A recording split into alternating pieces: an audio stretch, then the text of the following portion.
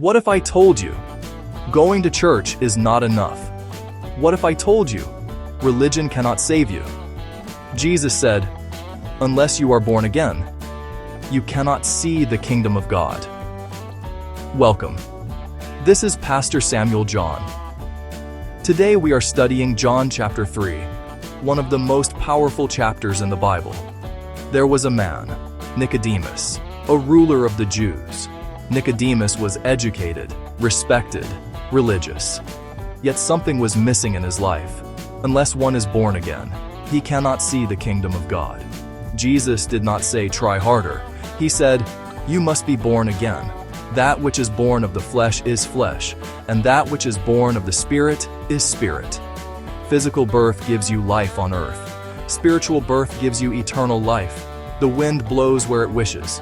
You cannot see the wind, but you can feel it. In the same way, the Holy Spirit works in unseen ways. As Moses lifted up the serpent, even so must the Son of Man be lifted up.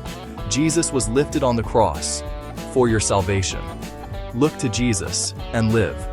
For God so loved the world that he gave his only begotten Son. This is the greatest message in the Bible. God loves you, and he gave Jesus for you. He who believes in him is not condemned. You have a choice: believe and receive life, reject and face judgment. Men loved darkness rather than light. Sin loves darkness. Truth brings light. Come into the light. Do not hide. He must increase, but I must decrease. This is true humility. Jesus must be greater in your life. I have walked with the Lord for 46 years. Through challenges, God remained faithful. Since 2019, through fire prayer, my life has changed. Jesus is alive and still saving today.